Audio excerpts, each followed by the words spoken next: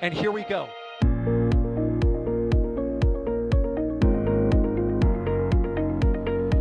There's the deluge. Here's ignition. Traveling up.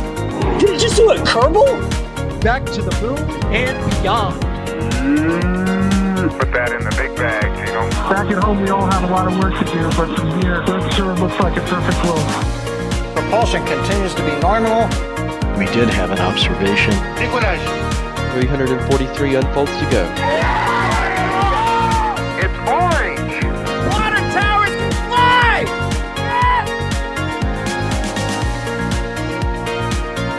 Bingo! Right in the center. Where's Jacqueline? There it is! That was surreal.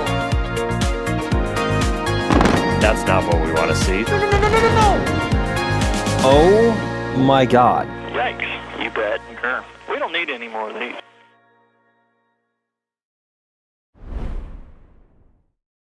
Good afternoon, everybody, and welcome back to another NSF live stream from right here on the Space Coast of Florida. You are currently taking a live look over at Space Launch Complex 40, where SpaceX's Falcon 9 rocket is poised and ready to launch the Starlink 6-96 mission, hopefully in just under 1 hour's time. Seeing a bunch of 5x5s in chat already, yo, I think we are off to a pretty good start. My name is Max Evans, and I will be your host for today's live stream, but as ever, as is always the case, rather, I am not alone for today's mission, and as I am first joined in the studio by the one and only Ryan Weber. How's it going, Ryan? It's going well, Max. This is the first non-Raptor side live stream I've done in a while, but gotta get one of those Starlinks in every once in a while. Keep what's the word, keep your toes wet, feet wet, whatever it is. Anyways, hi everyone, how's it going? You have to exercise those muscles, I guess. Yeah, once in a while, especially for Starlink. But also joining us here from the field out with the cameras is the one and only D Wise. How are you, D? I am doing pretty well. This launch is delayed a bit, but there is a rocket vertical on the pad. I see bright blue, clear skies, and it's always a good day when you're looking forward to a launch. Yeah, it was a very good point to make there, actually twofold, because it's worth noting that the launch window for today opened at just after 1 p.m. local time here on the east coast of Florida, and it is currently, checks watch, 3:45 p.m. And the current T0 is in about 56 minutes time. So already pushed well into the window. I believe they have around 24 minutes left in it before they have to call it off for today, should they need to get there. But I think first and foremost, before I get too far ahead of myself, Ryan, how about you give us a bit of a rundown on today's mission? Yeah, so today is Starlink Group 6-96, which I can I just say it's I used to watch every Starlink mission. I at least I made it a point to try to watch every single SpaceX mission. That's almost impossible for me to do now with work and everything else. But it's I come back on here and it's wait, there have been almost 96 missions on just Group 6. Where has the time gone? Yep. But anyways, yeah, right. Anywho, it's 29 Starlink V2 mini satellites, as it always is. They always like to change it up here and there. Sometimes it's 27, sometimes it's 28. Kind of depends on where they're putting it. Orbits and all that other fun stuff. They're going to be using booster B1069-29, so we're almost getting close to another 30 flight booster. So there's a cool thing. We could read out every single mission to do the things this has done so far. Or we could save that for later. I mean, you could talk about it now, but I think it's we should have a list that comes up on screen. But I believe it might be just easier to say that in terms of flight history, this booster began life out with CRS-24, which is what we thought was going to be its one and only mission. But we can talk about that more in a bit. But also Eutelsat Hotbird 13F, OneWeb 1. SES-18 and SES-19, and hold your breath, 24 previous Starlink missions. So it's a flight-proven veteran up to this point. Obviously, now with today hopefully being its 29th flight, if all goes well. one flight closer to that 30 flight milestone, in which I believe this would be the second booster currently in Florida to reach that milestone, of course, behind booster 1067, the one and only 1067 currently here on the Space Coast. But yeah, CRS-24, either D or Ryan, do either of you want to elaborate what happened with CRS-24 and why this booster almost only had one flight? Yeah, basically what happened was it had a little bit of I think if I remember correctly, it wasn't. I think it was a slightly hard landing, and then slightly hard landing, and then I think along with that some issues with trying to secure the booster. It very badly crunched a couple of the engines. And I think it also damaged the thrust section on the booster itself, but as and whatnot.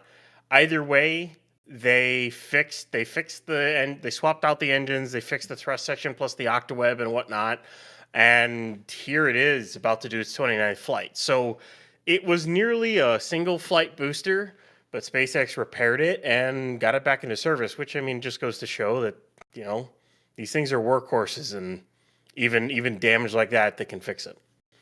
Yeah, I remember seeing imagery of it from local photographers and also from anyone who had a camera out when it came back in after the mission. It came down really hard, and a lot of the engine bells were mangled and crushed. And because of that damage, obviously we could not see under the skin and whether or not the thrust bucket itself was permanently damaged. But a bunch of us thought it was going to be a one flight booster, and it took over. I think it was a year and a half between flight 1 and flight 2, if not closer to 2 years, from until it flew again. So, but obviously, to this point, it has flown 27 times since, and today will hopefully be its 29th. So, I think it's fair to say that the repairs have since held up on this rather nice booster. Also, before I forget and go any farther down the line, I want to thank the person who is producing today's stream, and that is Carson. Thank you very much, Carson. I'm sorry I forgot about you in the very beginning. I'm trying to do better at that, but it is basically a theme with us to forget who is producing until we are either into the stream or just forget about it at all in total.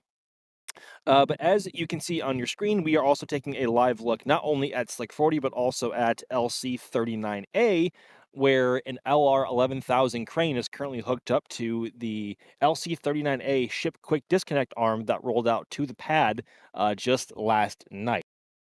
Long-awaited roll, and we are certainly glad to see that hardware there. It was about the next step in making sure that the Starship here can come online all the more sooner. Ryan, can you tell exactly what they're doing with the crane right now and maybe what's next? So they're along with the LR 11,000 that's hooked up to it. There's also a crane that's hooked up to the end of it. And what they're currently doing right now is they're lifting it off the ground and then using a set of like pneumatic chain hoists. They are going to slowly rotate the ship QD arm to its upright position, so it's in its correct orientation, so that they can lift it and then install it onto the tower. Now, either that happens today, where they do the rotation, or they're just kind of lifting it to get into a better position. We don't really know. We'll have to wait and see if they rotate it. But more than likely what happens is they spend about an entire day to do the rotation. It's not easy taking an object of that size and correctly rotating it and adjusting all the rigging so it's right. Then they'll lift it up the next day. They did that with the ship QD arm for Pad 1 way back in 2020. I think it was 2021 when they went and installed that on the tower. And they also did it with Pad 2. Pad 2 at Starbase when they went and installed that not too long ago, like a month or so ago. So rotate it one day and then install it the next is entirely normal. And they're just kind of doing the operations right now. And we certainly hope that they get a move on with it, because we are hopefully going to be seeing a launch from this pad. Hopefully, I think our best predictions right now are going to be maybe early or mid to late Q3, if not Q4 this year. Ryan, would you say that that's about realistic? Yeah, I would say the second half of the year, at the earliest. The sheep PD arm needs to get installed, as we know. The extension has to get built and installed. There's still more modifications to the sticks that need to be. Um, there's stuff that they made over at Pad 2 that they're gonna have to do to these. There's the flame trench walls aren't even done yet. The service structure's not done. The tank farm isn't even done yet. There's a lot of components that still need to be finished. And a lot of that is going to be predicated on how long it takes for those tanks to arrive. Because to finish this tank farm, they need the actual horizontal tanks to arrive, and access to go out and buy them from a company that doesn't need them anymore, or they have to specialty order them, and that's a long lead time. That's not quick to receive all that. So hopefully by second half of the year, we maybe get 1 or 2 launches out of 39A this year. I think that's at most. But still, hopefully we get to see at least one, because seeing the Starship launch out of the Cape would be absolutely amazing, and I bet D and Max cannot wait for that. Yeah, we Not are at all. Yeah, no, we are certainly very, very impatient for that, and that has been literally years in the making, and so I think that is going to be the pinnacle of this year that D and I are very much looking forward to, perhaps beyond ship catch, hopefully at some point this year in Starbase. But talking a lot about Starship to start out a Starlink stream, but bringing it back to Falcon for now. As a reminder, folks, as the stream continues, if you have any questions, feel free to tag us in chat either at NASA Spaceflight or at NSF, and we will get to your questions as soon as we can. But as we can see from this camera and from the cameras that we have over here at the press site, looking over its entirety, it is a rather it's a rather clear day for weather, albeit a bit breezy. But D, how is the weather overall looking for today's mission? So it's kind of interesting. The weather has actually looked incredibly clear this entire time. So earlier today, you mentioned a little bit about the window and how the launch pushed towards the end of the window, but from everything we can see, it doesn't look like weather would have been a cause for that. They, when you're looking at the 45th Weather Squadron forecast, they gave the weather a 5% probability of violating constraints, only for the cumulus cloud rule. And then their additional risk criteria, everything including upper level wind shear, booster recovery weather, and solar activity, those are all rated at low. So this, as far as weather, is about as good as it gets. I'm looking out over the launch pad, and everything in the direction of the launch pad is clear blue skies. Now, I don't know if Carson's able to show it. There is a controlled burn happening at the moment. So if you're looking at the VAB, that is a quite the large plume of smoke, but it is not something to be concerned about. As far as like facilities, they're managing it. It's on the Merritt Island Wildlife Refuge. But I'm curious, and this is purely speculation, if perhaps the smoke plume rule could have played an effect in some of these changes, or if it will play an effect, because that's not exactly a rule we see very often, but smoke plumes that are too close that then form into cumulus clouds can have an impact on launches. So I'm not sure if that is something or it's not, but I just thought that was interesting. And, from the press site, that plume angularly is significantly larger than the VAB, which is saying something because the plume is probably 7 or 8 miles from here, and the VAB is right there. And the pad itself from us is about 4.5 miles away. So do a bit of the math there. But I think it's a very valid point to bring up, and there have been people posting pictures of the smoke plume all over social media, asking what it was, if KSC was okay.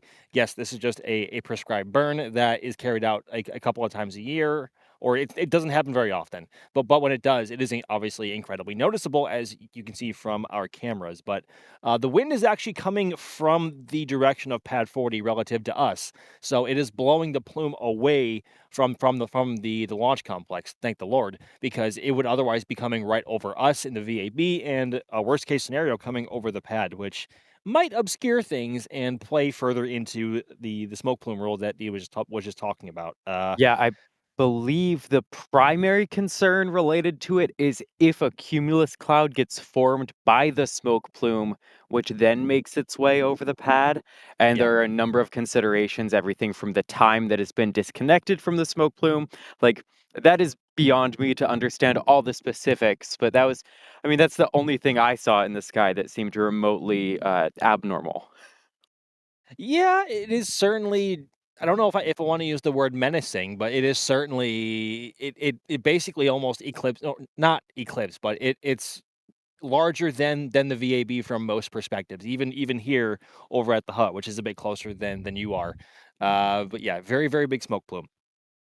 But with that now out of the way, we are now just under T minus 43 minutes until the current T0. And so we are rapidly approaching the point where Falcon 9 and all teams involved would be polled for a go or no go to proceed with propellant load. So, hey, Ryan, can you give us a rundown of what we can expect with, or what exactly we should be looking forward to with the countdown?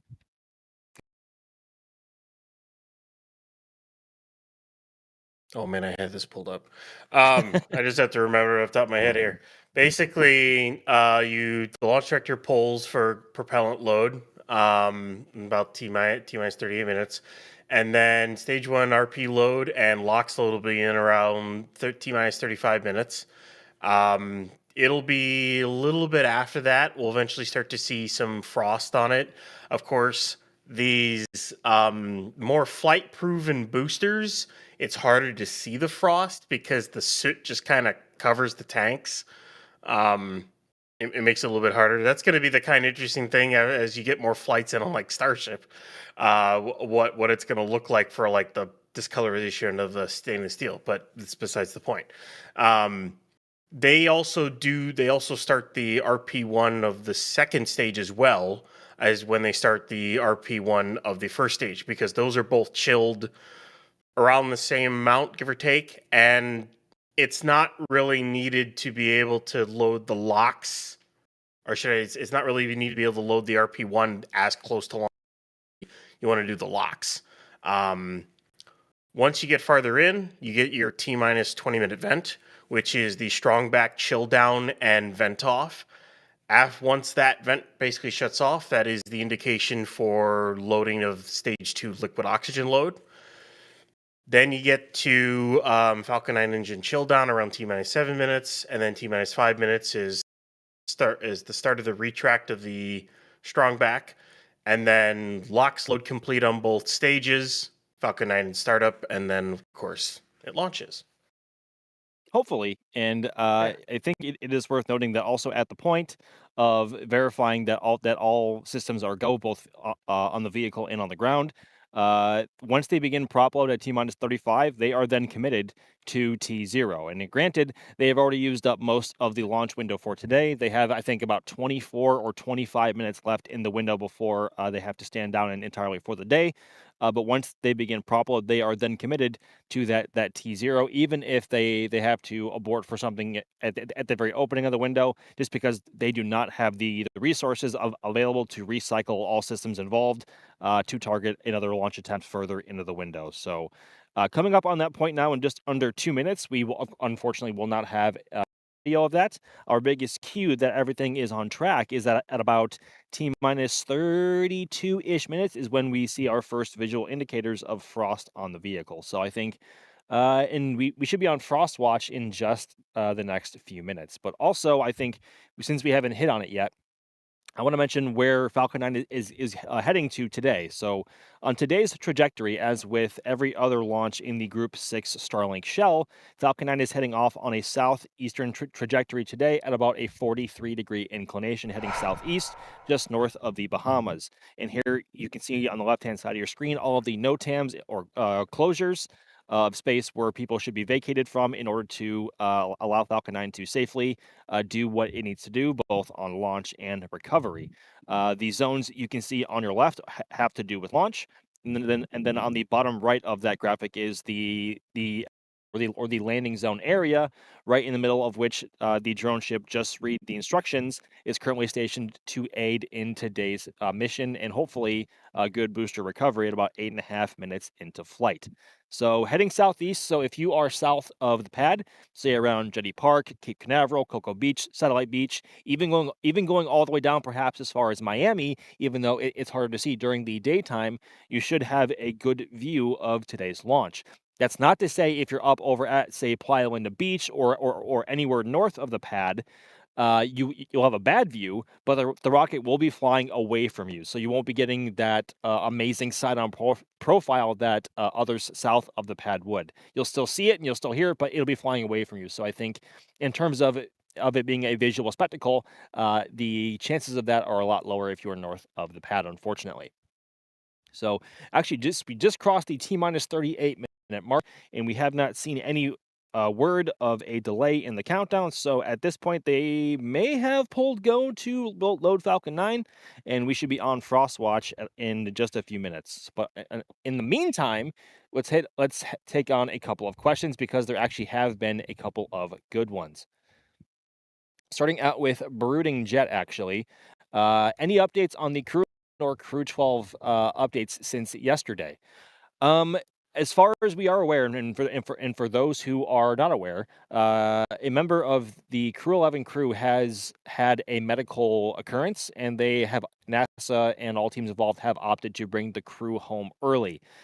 Could be as early as maybe in 2 to 4 days ish. We don't really have an exact timeline yet, or really gauge that, as we have not seen any NOTAMs posted for a landing and splashdown. But Ryan, did I miss anything else on that? I don't think we've seen any other updates since.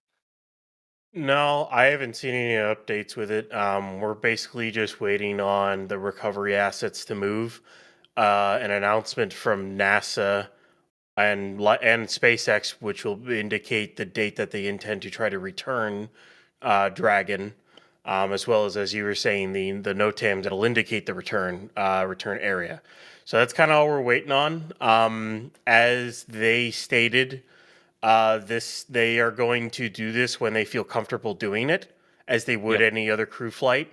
They will pick the time and place based off of weather and when the crew's ready to go and when everything feels right to do it. This isn't an emergent. This is not an emergency return, as they were saying. This is a return as a precaution. And that's what I gathered from the press conference yesterday. So they're taking their time to make sure it's all done right, as they always do it. And they were very heavy on that. Oh, go ahead, D. I was just going to say those recovery assets are definitely getting in place. Shannon is still in the port of Long Beach. And the other thing we were watching is that helicopter that they used during recovery, which stopped overnight in the Tucson area, but has since made its way out to Long Beach as well. So they're getting all the pieces in place to carry out, as they were saying, like a standard return, just sooner than originally expected. And that was very nice to hear, that this was not an emergent situation, and they didn't have to leave as soon as they had to. The fact that they're able to maintain a nominal timeline for a nominal reentry and splashdown is very assuring to hear, and that also the crew member involved in said medical situation is stable. So we are delighted to hear that, and we hope all goes well. And hopefully we will be getting an update, hopefully in the next 24 hours or so, as NASA said that they would announce more within the next 48 hours, which was about 24 hours ago. So hopefully nothing but good things. Ooh, D, I want to tackle this one with you. Gabriel is asking, how many Falcon Heavy launches do you think will launch this year? Ooh, okay. I need to take another look at next space flight. I think I can safely say we're getting more Falcon Heavy launches than last year. That's my safe answer. I'm really not sure, but we know that they're going to focus more on Falcon Heavy at 39A, and they're going to do the work on Starship and use 39A for Falcon Heavy while using 40 for their single stick Falcon. As far as exactly how many, what is that? 4, 5? I don't know, Max. What are you thinking? Well, there are currently 4 tentatively on the schedule. Personally, I think we're only going to get a maximum of 2, which I don't want to say is optimistic. I think that's realistic, but we should also do a poll of that in chat if we haven't already. Cough cough, Carson, of how many Falcon Heavy launches do you think we will get this year? Either 2, 3, or 4. I think 2 because as Kiko Donchev, who is vice president of launch at SpaceX, recently posted about on X, is that they aren't standing down, but they are winding down single stick Falcon launches from Pad A to focus more on Falcon Heavy and also eventually this year Starship. So yes, Pad A will be seeing a lot of exciting missions hopefully this year, and hopefully up to 4 Falcon Heavy missions. I think personally too. But that pad takes a beating every single time a Falcon Heavy launches. It's not like seeing a Falcon 9 launch because the flame trench is of a different design over there than compared to Slick 40. And of course, with a Falcon Heavy, you have 3 single stick Falcon cores firing into the same flame trench, and it does a lot of damage. I think it's fair to say that flame trench does not seem the happiest to support a heavy launch cadence from Pad A so often, but hopefully up to 4. But I will realistically say 2. And on the Starship front, since we were already there and mentioned that Starship will be launching at some point this year, will be. I'm going to say 1 just to be safe. I think 1 and done for the year would be a safe bet. I want to hear both of your cases on this as well, though, because while it may only be 1 or maybe 2 this year, next year should be a lot more. But I'm going to start with D. I don't know. I think you said it. Anything more would just be speculation, but we'll get more than last year. It's been so quiet, Falcon Heavy wise. Like we really haven't had any in a long time. But I'll say 3. I'll give 1 step above what you said. I want to be optimistic that we'll get those this year. What do you think, Rye? I mean, I know there's a Viasat that's coming up, and then what is it? I forget it was a moon lander on one of them. I'm trying to remember what the heck it was. Astrobotic, yeah. Yeah, that one. And I think there's at least a USSF mission as well, or at least 2. Plus, there's Griffin, Roman, Astrobotic. Yeah, I think we'll see maybe 3 of them at most. And as we were talking about Starship, I think we have Frost on Falcon 9. I think we'll get 1. But hopefully 2. It's going to be, and then of course 2027, as we were talking about it. I think that's going to entirely depend on how many they can make at Starbase and how many they can ship over. How many stacks they have, of course, how operational Gigabay is by then, but they need to build the Gigabay first. Yep. So, yeah. Yeah, remember, actually, touch on the Frost first. Yes, we do see Frost on the bottom of the Stage 1 lock tank, which of course means propellant now is flowing into Falcon 9. So we are now currently committed to the current 4:41 p.m. local time T0 here on the east coast of Florida. So things are trending in the right direction, as we like to say. But yeah, we haven't seen a Falcon Heavy launch from here since October of 2024, literally the day after Flight 5. It was the Europa Clipper mission. It was a very, very big mission for NASA. So that was the last one we saw, unfortunately. Hope to see more, though. Really Royal hope we, to see more. because we weren't. You're using the royal we because we didn't. I mean, we in general being yeah. the Space Coast of Florida. You and I, of course, didn't see it because we were in Starbase for Flight 5, and we unfortunately missed it. But the last Falcon Heavy that we actually saw, being you and I, was the GOES U mission, which launched in June of the same year of 2024. And that was the last RTLS Falcon Heavy that was to ever fly towards LZ1 and LZ2. From now on, they'll either be splitting the boosters between the brand new LZ at 40 and one eventually at Pad A, or both at some larger LZ pad that is not yet built over at Pad A. So we'll see what happens. But yes, go ahead, Rye. As I say, the other part to that, and I know people would probably ask the question is, would they move any of those missions to Starship? And I just want to say, Starship doesn't have an actual large payload door yet. Yeah, like not even designed it's probably designed, but it's not even tested. It is only flown with a Starlink PEZ dispenser and door. And to add even a chomper door or say a shuttle style door is a significant structural design change to a vehicle that is still very, very much in its development phase. So if you're expecting Falcon Heavy missions to switch over, I wouldn't hold your breath. Yeah, unfortunately. But we'll see how it goes. Let's try and remain optimistic. So, good question here from ResistoJet. Do we know why this booster had the hardest landing as it is unusual? So this booster, its first flight was, as we mentioned earlier, on the CRS-24 mission, which launched in December of 2021. And the weather that day, I have a very vivid memory of that weather. It was incredibly foggy with a very low cloud layer, and we saw the rocket for maybe 5 seconds off the pad. Like it was went right into the clouds.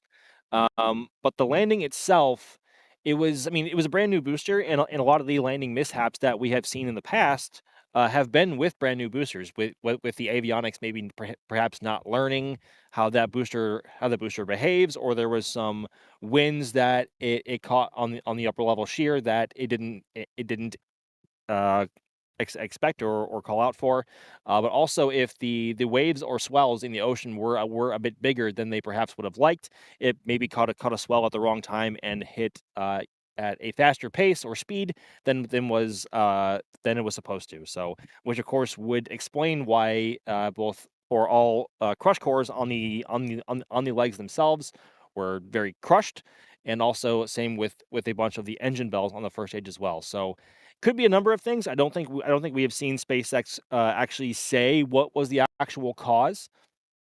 Although I think so. Perhaps pull up some buoy data to see what the waves were doing during that time as well, to see if maybe it caught a swell at just the wrong time. We're not entirely sure, but it could have been a number of things. But if I had to put money on it, I think I would say that it caught a swell at the wrong time because it came down really hard, and that is not something that Falcon 9 boosters tend to do very often. As you can see, footage from that mission on the left-hand side of your screen there, and as you saw, oh yeah, go ahead, Rye. I say it was it was kind of an odd one. Also, I just want to state for the fact that everyone in the back channel is wondering what call out that you keep saying Rye, but I don't really care. But anyways, I don't care.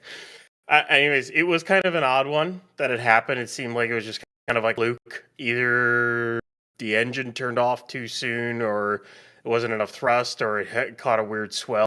Either way, they fixed it, and it's about to fly for its 29th time. So,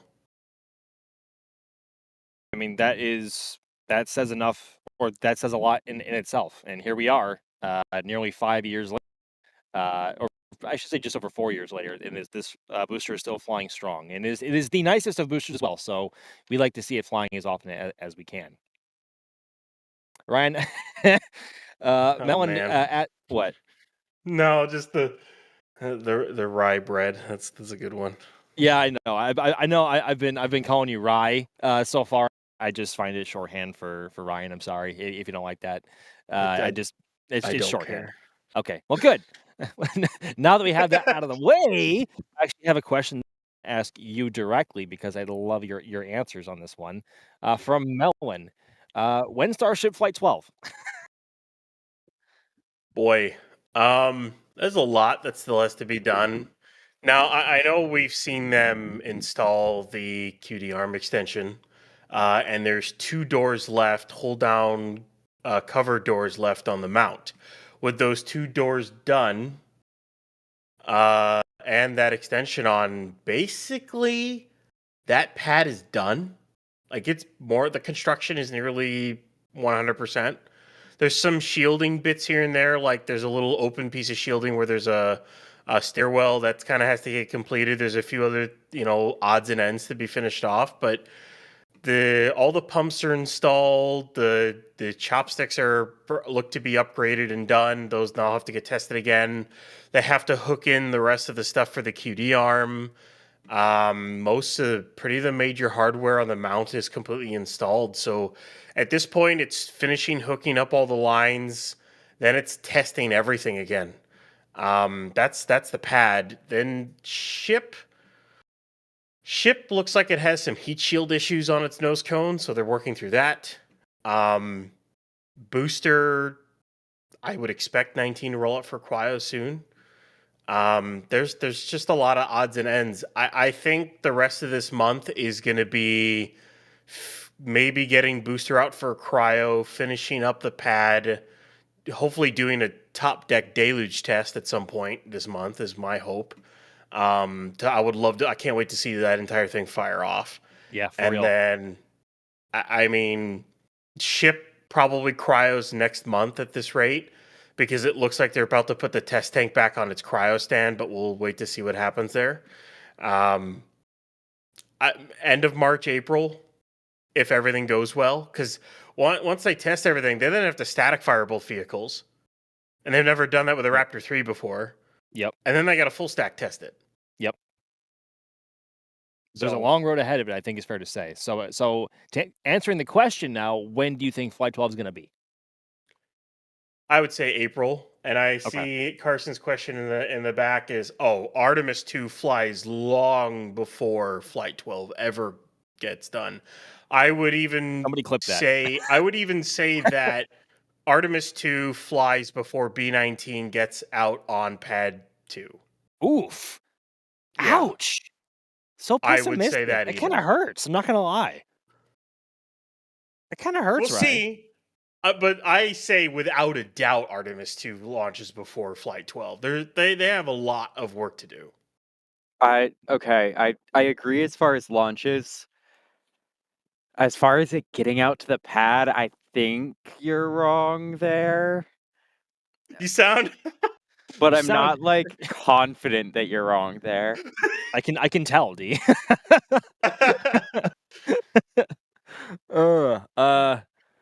Gosh, if I may weigh in on this question, and I want to try to do it before we come up on our next milestone of the countdown here with Falcon.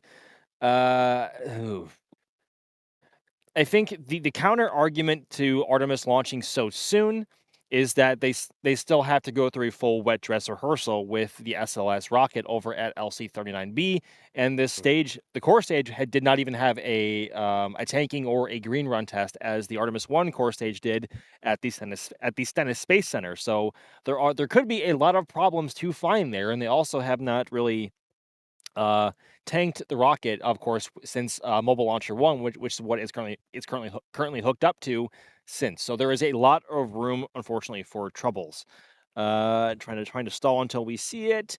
Any second now. There we go. And speaking of not having troubles, we are currently seeing a vent coming from the transporter erector. D, exactly what are we seeing right now? Yes, so this T-minus 20-minute vent is SpaceX preparing, cooling the infrastructure and plumbing, running a bit of liquid oxygen into it before they actually begin loading of the liquid oxygen onto the second stage. Of course, you don't want to just start suddenly flowing it all full volume. You'll have it rapidly equalize temperature with that plumbing turn to gas. You can have thermal expansion or thermal compression and shock. You don't want those sudden changes in temperature. So this is the preparation ahead of them loading liquid oxygen into the second stage. Very good. And we should see it wrap up at about T minus 16 and a half minutes. And when that does, that should be our visual indicator that prop load or LOX load of Falcon 9's upper stage is underway. In the meantime, the countdown continues. And let's hit some more questions while we have them. From I just want to WG. say before you Oh, go ahead. ask a question. Oh boy. While we got a little bit of time here, Okay. when I was talking about how they would probably they could start the rotation day of the ship QD arm. Well, yeah, they did. It's partially rotated right now. They'll likely finish the rotation today, and then lift it tomorrow if the winds are good and everything.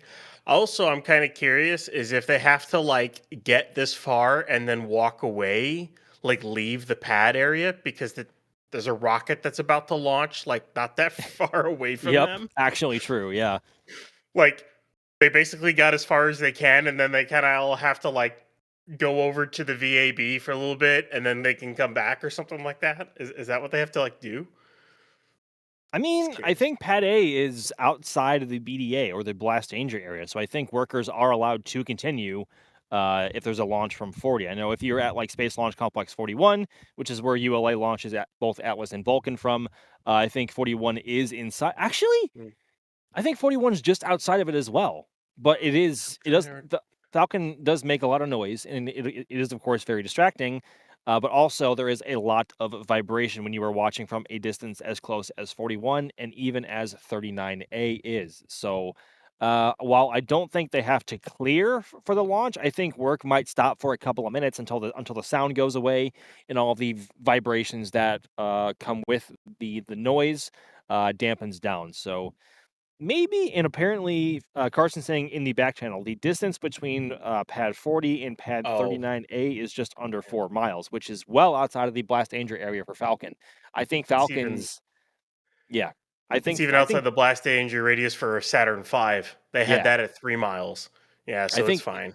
Also outside of what SLS was for Artemis 1 as well. So a very, very safe distance, but that is not much farther away than the press site is from Pad A. And of course, we know very well, D and I, that Falcon 9 is very, very loud from this distance for most of the time.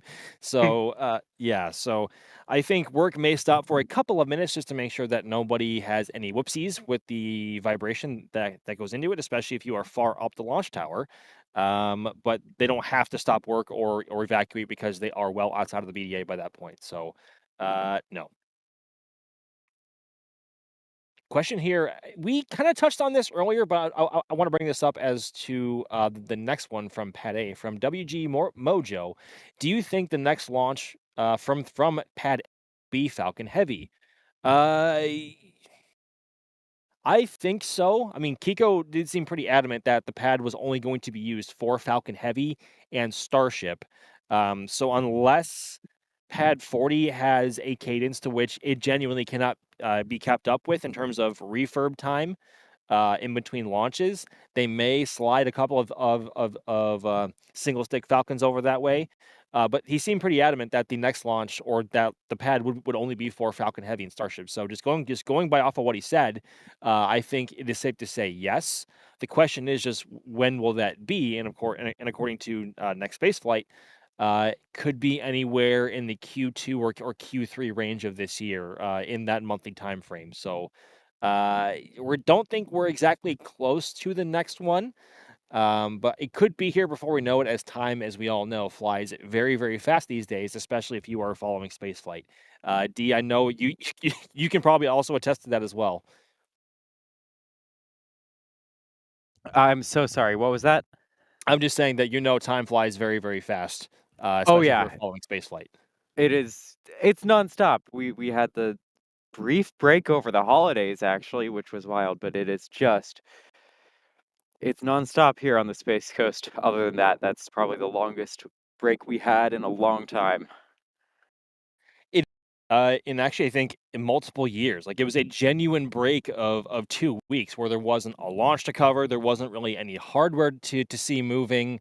Like it was a genuine like off work period, which was quite refreshing for us on the ground, and especially those who are in the back channel and producing everything, like Carson, Jay, Kevin, everybody. So a very, very much needed downtime, or period of downtime, I think is fair to say. Coming up now on T-minus 14 minutes and change until the current T0 and liftoff of Falcon. Let's hit a couple of more questions while we still can. From Larry Masso, I think is the correct way to say that. Are they going to static test, I presume static fire test, Super Heavy booster and ship separately before a full wet dress rehearsal? Ryan. Yeah, they'll static fire test them separately. There comes a point. Well, I mean, yeah, they'll do it for both locations. They'll do it even at the Cape. The first few vehicles that go into the Cape will probably be fully tested at Starbase and then rolled over, because they don't have they don't have a spot to static fire a ship right now. That's not built yet, not until they build it at 37. So once that's built, then they can do that. But it's I have to static fire ships at Starbase. So they'll still separately static fire them and then do a full wet dress. I wouldn't be surprised if Flight 13 doesn't have a wet dress rehearsal. I think what they really need to do is they just need to nail down their countdown, nail down how Block 3 works with Flight 12, and then from that point on, they won't really have a wet dress unless they until it's the first launch out of like 39A or out of the 37 pads, because wet dress rehearsals are more for learning your GSC systems and how they're all going to work in a countdown situation along with the vehicle more than anything else, rather than it is for the vehicle itself.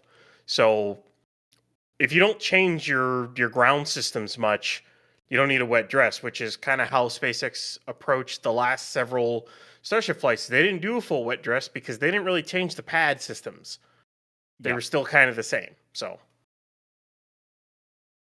yeah, I think it would be fair to assume that the route going forward would be to static fire, at least in terms of Florida operations, static fire ship at Massey's before barging it over to Florida, and they could just ship a booster over and have it static fired over at the pad, similar to what they are going to do over in Starbase at Pad 2 as well. I said Pad 2. I meant Pad 39A when talking about firing here. So, yeah, a lot of exciting things coming up to look forward to in the future. But we are still a few months out from that, but we are hoping that happens sooner rather than later. But of course, we need Starbase activity to pick up first. D, really quickly, I want to touch on this question again from Resisto Jet, asking how the weather is looking at the launch site and out where Just Read the instructions is located. You know, the weather is looking really fantastic out here. The 45th Weather Squadron was giving the weather a 5% probability of violation for cumulus cloud rules. There are a few very, very high-level wispy clouds, but nothing that would be of concern. And out for the booster recovery weather, that's low, so there are really no concerns to be looking at weather-wise today. Which is a very pleasant thing to hear, and also very, very odd to have a Starlink launch while the sun is still up. I think D and I think we are both of the same opinion that this is much preferred compared to a 3 a.m. T0. Wouldn't you say, D? Oh yeah, it's it agrees with sleep schedules a lot more when you're in the afternoon hours, not the 1 to 5 a.m. hours. Yeah, I think that's just preferred from the team as a whole on this front. So yeah, I think it's good to have the sun still up and while Falcon 9 is about to launch. Forgive me. Let's see here. As we approach the T-minus 10-minute mark, I want to run through a quick merch plug, as we often like to do here at NSF. Carson, if you're ready, waiting to see it on screen. Waiting patiently. There we go. So, folks, as you can see from our screen and from announcements that we have made in the past, we have 2 brand new calendars out, both in themes of a general spaceflight and also for Starbase itself. with photos from the entire NSF team making up each month of the year, and also quotes on each day of the month where they came on or when they were said. So these calendars and a whole bunch of our other merch are some of the best ways to support us here at NSF and making sure that we can keep the lights on and keep the coverage coming for all of y'all, either from here on the Space Coast of Florida or from Starbase, and sometimes even from Wallops and Vandenberg as well. So really quick plug here. These calendars do look awesome. I have one coming. I have a general spaceflight one coming, and I cannot wait to have it. These honestly look really, really good. I know our store team has been working very, very hard over the past couple of months, both with the holiday sales and everything else, and also with some other stuff that has yet to be released and will be in the coming months, especially with certain missions coming up. So lots of that coming, and these hopefully will find their ways onto your walls, hopefully sooner rather than later. But getting back to Starlink as for now, Ryan, where exactly are we at in the countdown, and what can we expect timeline wise as we get closer to T0? Well, as we get closer to T0 here, they'll finish topping off the tanks, and over the next couple of minutes, they'll pressurize. We'll top them off. They'll pressurize both stages basically. They'll purge out all the systems. They'll engine chill. I think, if I remember correctly, starts in about a minute. For the stage one Merlin engine chill. And then as we get closer and closer, you'll have the strong back retract, purging of all systems. The Falcon 9 will enter startup and internal count, and then it'll launch. Hopefully. Cross your fingers. Hopefully. Because until we see first motion, we really cannot be so sure, because we, of course, have seen hot fire aborts happen at Pad 40 for Falcon before in the past. So hopefully we are not going to see that today.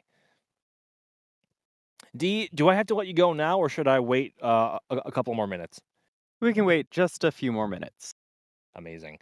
So actually, in that time, I want to ask you in particular from the Country Cooks, what are the 4 towers for? Please give an electrifying answer.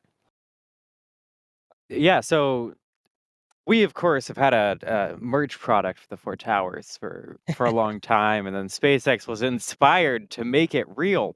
No, the 4 towers are supporting wires going overhead, and they are the part of the lightning protection system. So if lightning is in the area, it would strike the rocket, but no, those wires that pass nearby will attract the lightning instead to help protect the rocket and ground infrastructure from that sudden electrifying electricity. Yeah, because the last thing you want to have happen is the lightning strike the area where a fully fueled rocket is, and because that could cause maybe a large headache for some people. I think that's probably the easiest way to put that. What? Yeah, weird, right?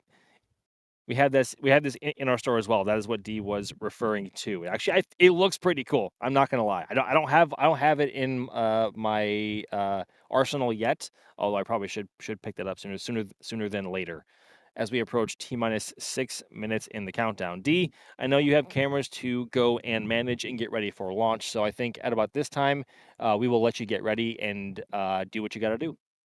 All right, I will see y'all on the other side. See you on the other side. Hitting some quick support here from, oh gosh, I don't know how to pronounce this. Shazbert Todd, gifting a $5 super chat, saying, "Go SpaceX, go Falcon, go NSF."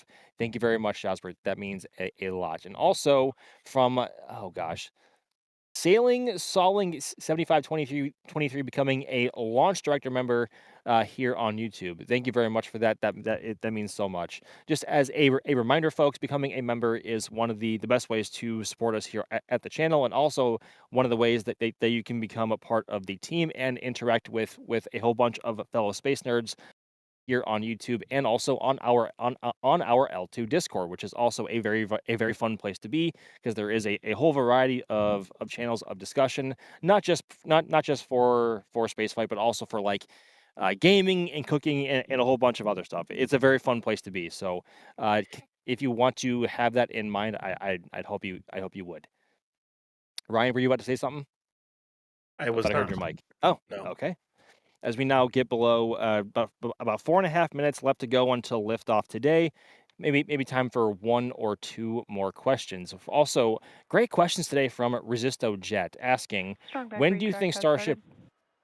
Ooh, we have comes from SpaceX, so that is confirmation that the strong back is about to retract by a couple of degrees, getting ready to throw itself back at launch. We should also hear callouts from the conclusion of prop load from maybe keep an ear open for that. But in the meantime, Ryan, when do you think Starship will take over launching Starlinks in general?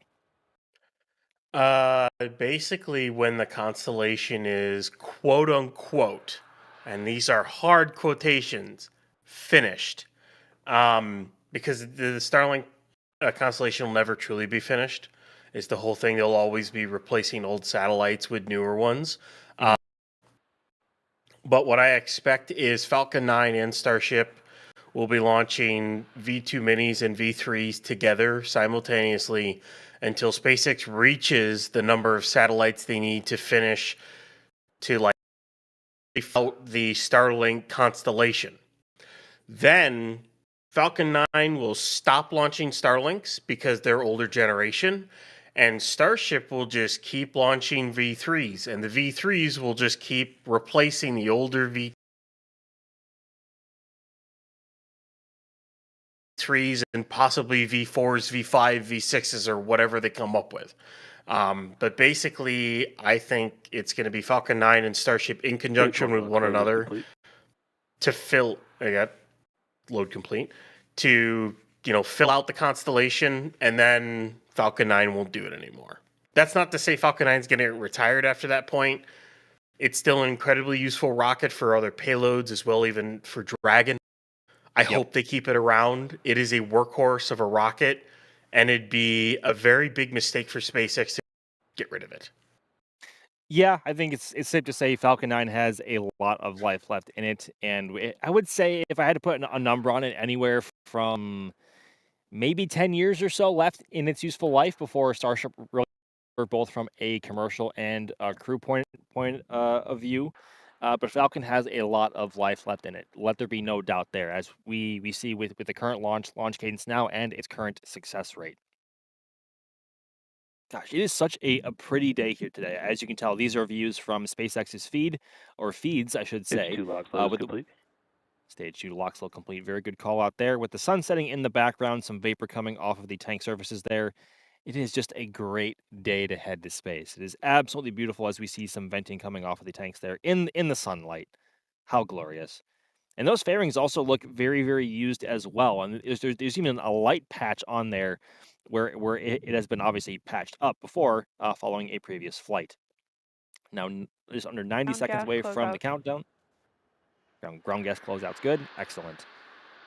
Ooh, we have audio from the pad. Nice. I just want to say I have SCL up, and I got PTSD right now. There's a cruise ship on one of the cameras. Oh, stop it. Don't you dare. Don't you dare. Hey, I missed it is there too. Really?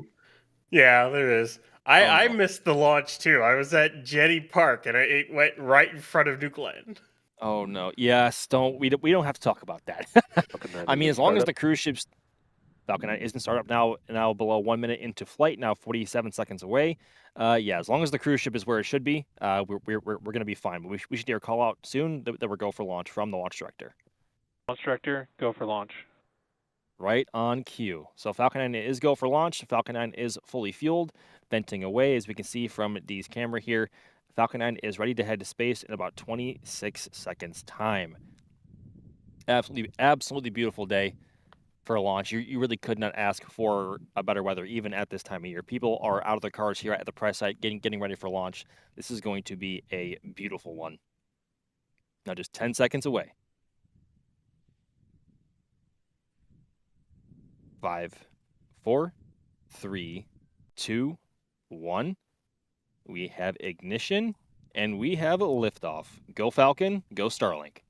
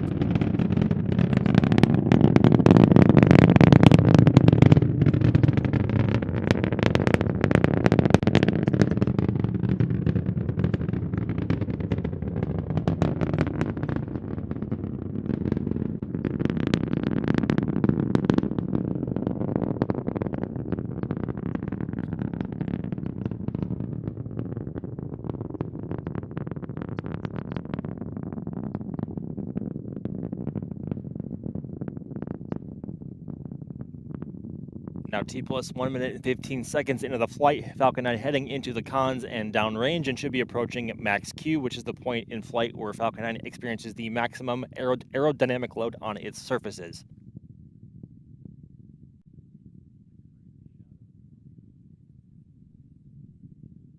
That is absolutely beautiful. Doesn't get old, does it? No, especially here in person, feeling the roof of the hut here shaking and rattling, the sounding encompassing us all, the squeal coming off of the VAB exterior panels, and this late evening light too. Like, it really does not get any better than this.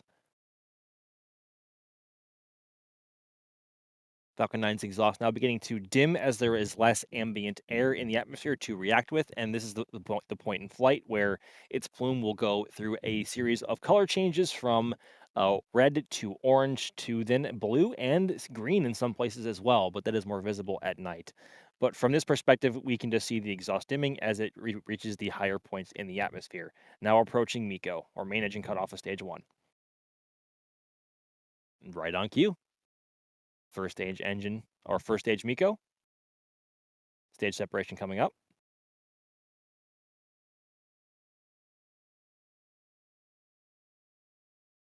Confirmed from SpaceX's cameras, good stage separation. And ignition of the MVAC, or the Merlin vacuum engine on Falcon 9's upper stage. At this point in flight, you can see the RCS, or the reaction control thrusters on Falcon 9 huffing and puffing away, and the grid fins extending outwards as Falcon 9 begins to reorient itself in preparation for atmospheric re-entry in just a few minutes. The engine bell on the MVAC on Falcon 9's upper stage now glowing this beautiful orange. Oh, fairing separation! Look at that! The fairing against the image of the Earth there. That is beautiful. Goodness me. Ryan, does this ever get old for you, honestly? I mean, I remember when I watched every single one, because I had a good streak going. I didn't remember how many it was, but I watched every single SpaceX launch there was. I think at that point in time, because of watching every single one, it might have gotten to get old. But as I don't watch every single one anymore, and I watch them when I can. Criminal. It's just like, it's so cool. It's still a rocket launch. It's really, really cool. It's gonna be interesting to see how Starship feels when it really, really keeps going that much, or when you see New Glenn launching as much as they want to launch it, or for that matter, Nova, or Terran R, or Neutron.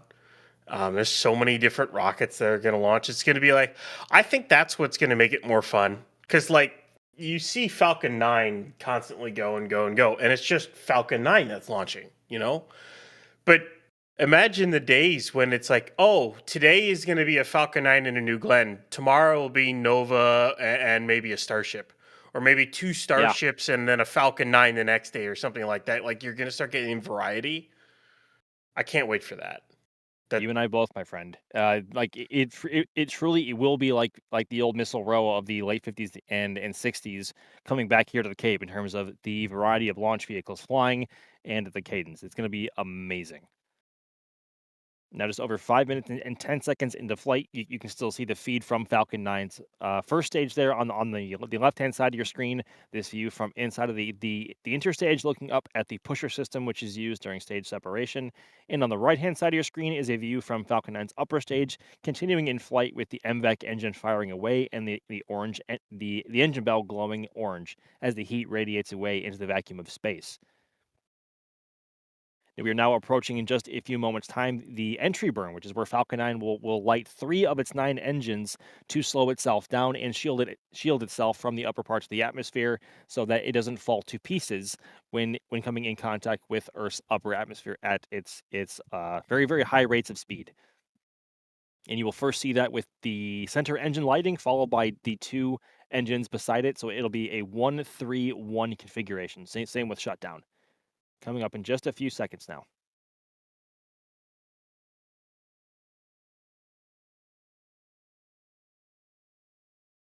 There's the graphic. There we have confirmation of a single engine firing. There's our visual front on the camera. And now up to 3 engines. Fighting fire with fire, as Sawyer likes to often say. Speed absolutely plummeting off the stage. It's a shame that we don't have that data on screen anymore, but it is cool to see the engines. There we go, back down to 1 engine and shut down. Now this is where the titanium grid fins will do their magic in keeping Falcon 9 oriented in its proper way as it digs deeper into Earth's atmosphere and gets thicker and thicker, and there's more air to bite into and steer itself. I can't wait to see this camera from. Again, I always compare it to other rockets. Always do it. I can't wait to see this camera from Terranar, from Stoke, like especially their upper stage. Oh boy. Yeah. And of course from Block 3 Super Heavy with the 50% bigger grid fins. Yep. And please, Blue Origin, I want higher res landing footage. Please and thank you. That'd be great, wouldn't it? Rapidly approaching the cloud layer, and the altitude that it is at is rapidly falling. Goodness gracious me. She is hauling the mail and just now approaching 1,000 kilometers an hour below supersonic speeds. We should see the drone ship appear in the left-hand side of your screen momentarily. It may be hard to see due to the clouds or the color and light, but it should be there. Now rapidly approaching landing. Stage 2 is in terminal guidance. Stage 2 in terminal guidance. There we go. One Merlin engine lighting to shed the speed off of Falcon 9's first stage for hopefully a good touchdown on Just Read the Instructions, passing through the cloud layer. Now views on board from Just Read the Instructions on your right. There it is, coming down towards it on the left. Landing legs are now deploying. Oh, look at that. Oh, beautiful.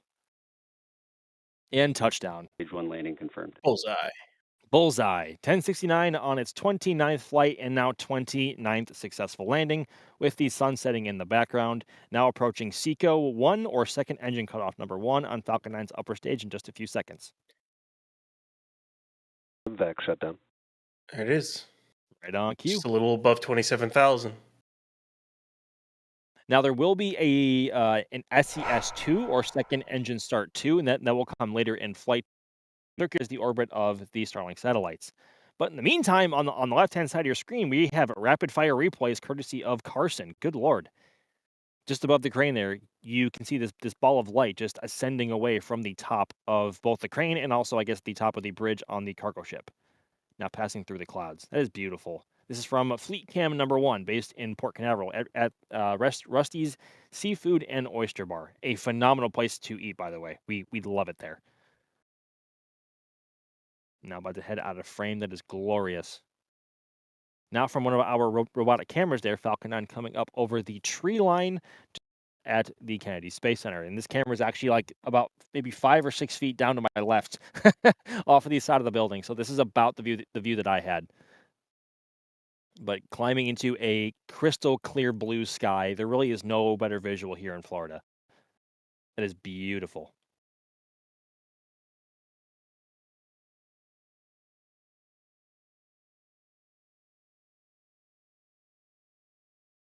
We should have. Do we have Carson? You're in the back channel. Are we gonna have any audio from replays today or no? No, we're not going to. Okay. Another replay from announcement from the speakers over here, as this is a very active spaceport. Oh my goodness! You know, I made a very big mistake here. Yeah, I noticed it and was like, wait. What? I have made possibly one of the biggest blunders I ever have on a live stream.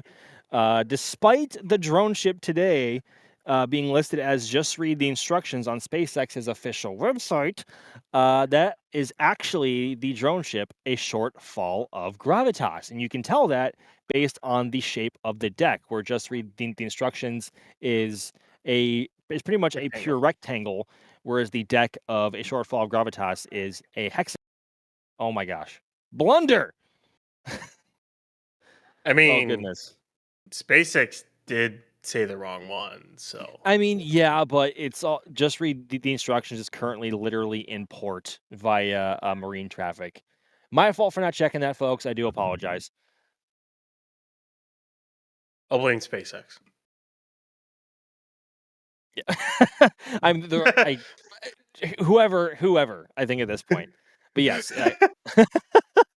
Oh goodness gracious! Or octagon. Good lord. My brain is not there today. It's an octagon. It has 8 sides. Never mind. I'm just going to stop talking about it now. Another replay here from D's secondary feed. As you can see, D on the left-hand side of your screen. Falcon 9 ascending in the distance in the center of your screen. Beautiful. Rapid fire replays today, courtesy of Carson. That's my 3rd time mentioning him today on the stream. So I hopefully he won't give me crap for he was forgotten at the very beginning of the stream.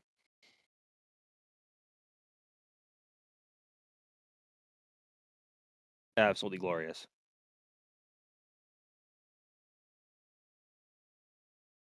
Well, folks, as our replays begin to die down and we are waiting to play out with D's slow-mo camera, I want to start thanking the people who were on today's live stream and bringing y'all the coverage that we have. Starting out with, in the studio, Ryan Weber. Ryan, thank you so much for coming on and offering your commentary.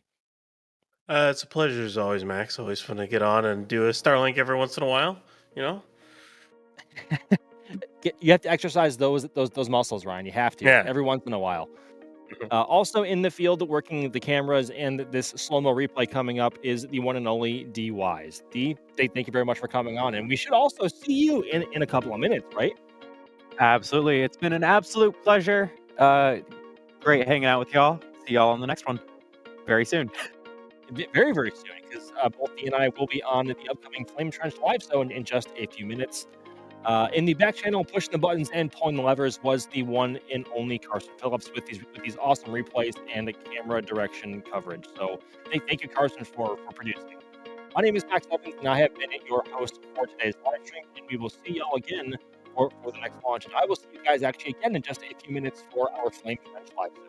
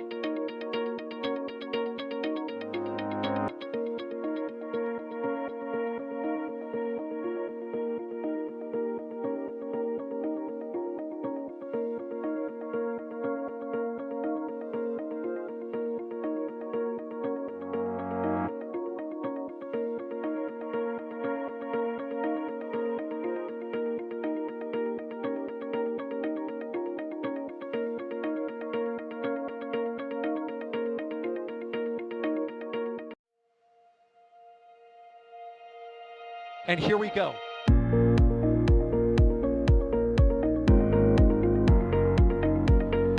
There's the W. Here's ignition. Doubling up. Did it just do a Kerbal? Back to the moon and beyond. Put that in the big bag, Jingle. Back at home, we all have a lot of work to do, but from here, that sure looks like a perfect load. Propulsion continues to be normal. We did have an observation. 343 unfolds to go. It's orange! Water towers can fly!